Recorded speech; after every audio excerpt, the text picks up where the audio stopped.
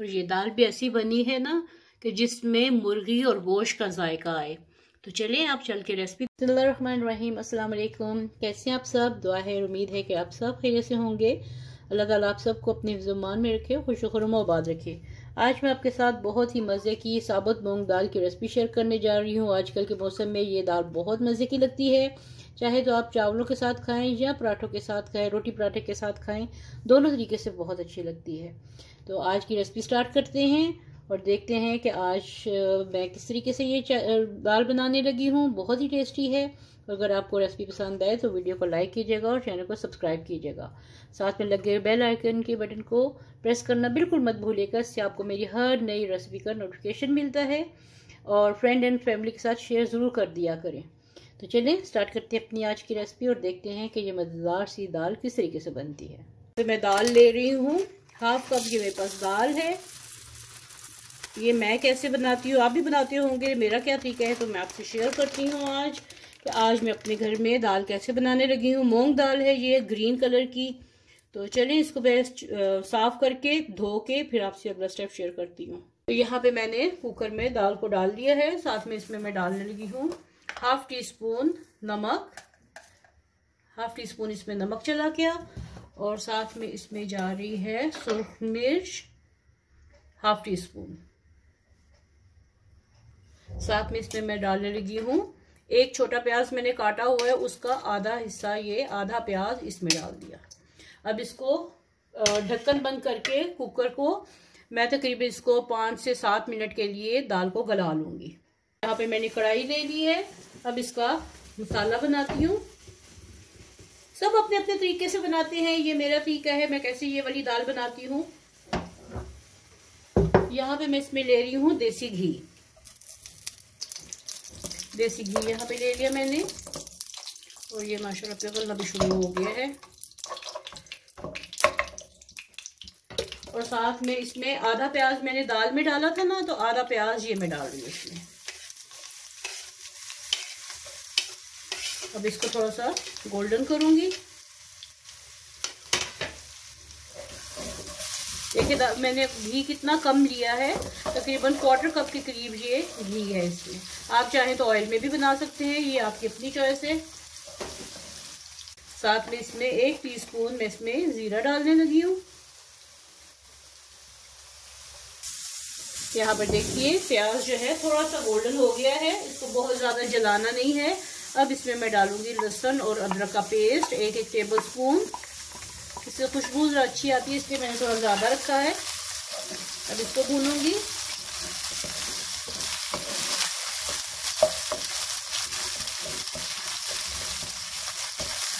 इसको अच्छी तरीके से भून ले ताकि इसकी जो कच्चापन है वो ख़त्म हो जाए।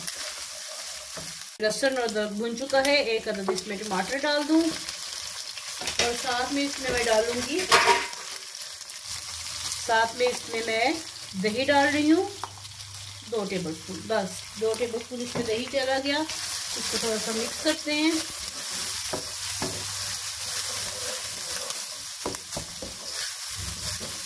अब इसको इसमें मैं डालूंगी कुछ मसालों में इसमें मैं डाल रही हूँ सुर्ख मिर्च हाफ टी स्पून। पहले मैंने हाफ टी स्पून दाल में डाली है ना, तो अब मैं हाफ टी स्पून इसमें डाल रही हूँ। आप हस्बे जायका डाल सकते हैं।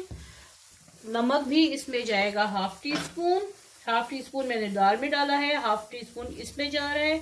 आप हस्बे जायका डाल दें।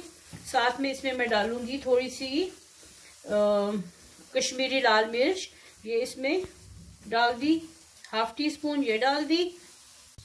हाफ टी स्पून इसमें मैं सूखा धनिया डालूंगी। सूखा धनिया पाउडर इसमें चला गया। और इस मसाले को अच्छे तरीके से भूनते हैं उस वक्त तक जब तक ये बिल्कुल स्मूथ नहीं हो जाता। बहुत अच्छे से भूनूंगी। देखें अभी तो ये दरदरा सा है, इसको भूनती जाऊंगी। और इसका जब तक पानी ख़त्म नहीं हो जाता दही का और टमाटर बहुत अच्छे से भून नहीं जाता, तब तक मैं इसको भूनती जाऊंगी। आंच मैंने हल्की कर दी थी, तेज़ की है ताकि दही जो है वो फटा फटा सा ना हो जाए। देखिए अभी स्मूथ हो जाएगा तो ये सारा कुछ। मैं दिखाऊँ आपको कि दाल देखिए कितनी अच्छे से ये गल चुकी है, बहुत अच्छे से ये स्मूथ हो चुकी है। तो चलिए अब इसको अपने इस मसाले में मिक्स करते हैं। ये देखिए मसाला कितना अच्छा सा भुन चुका है, बहुत अच्छे से भुन चुका है और घी बिल्कुल अलहदा हो गया है। टमाटर और दही का पानी खुश्क हो गया इसमें। अब ये जो दाल है ये इसको मैं इसमें डालती हूँ।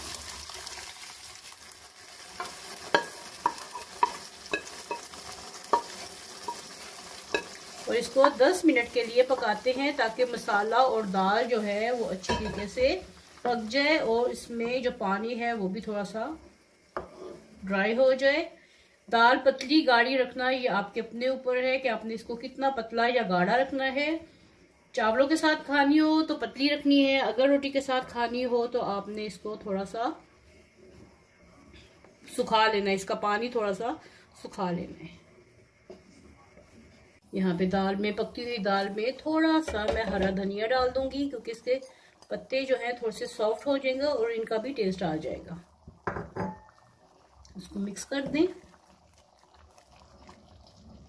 फिर कितने मज़े की मसाले वाली ये दाल रेडी हो रही है। ये देखें, इसको थोड़ी देर और दम पे रखूंगी ताकि ये पानी और इसका जो है मॉइस्चर जो है बिल्कुल थोड़ा मिक्स हो जाए और दाल थोड़ी सी गाढ़ी हो जाए। चुकी है और मैंने मज़ीद इसमें 1 टेबलस्पून घी लिया है, देसी घी ही मैंने लिया है। और इसमें मैं 3 से 4 जो लहसुन के हैं ये बारीक कतर के डाल दूंगी।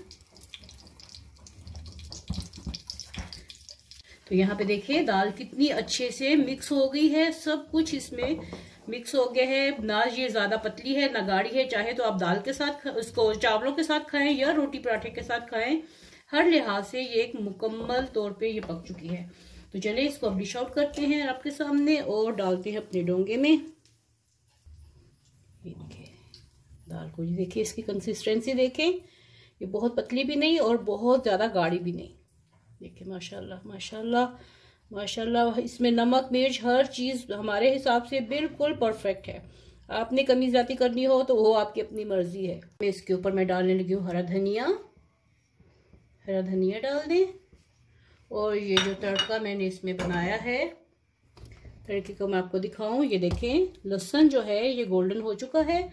इसमें मैं बस चुटकी सी सुर्ख मिर्च डालने लगी हूँ। तेज करते हैं। ये जो कश्मीरी लाल मिर्च है ना, इसका कलर बहुत अच्छा आता है, तो ये इसमें मैंने ये डाल दी। जैसे ही ये गर्म होता है दोबारा से, तो अपनी दाल के ऊपर ये गरम गरम तड़का लगाते हैं। बिस्मिल्लाह। तो कैसी लगी आपको आज की मेरी ये दाल की मज़ेदार सी रेसिपी, ज़रूर बताइएगा और फीडबैक दीजिएगा। कमेंट बॉक्स में बताइएगा कि आपको आज की मेरी ये रेसिपी कैसी लगी। अगर वीडियो पसंद आए तो लाइक कीजिएगा और चैनल को सब्सक्राइब कीजिएगा और फ्रेंड एंड फैमिली के साथ शेयर करना बिल्कुल मत भूलिएगा। और साथ में लगे बेल आइकन को भी प्रेस करना मत भूलें, उससे आपको नई रेसिपी का नोटिफिकेशन मिलता है।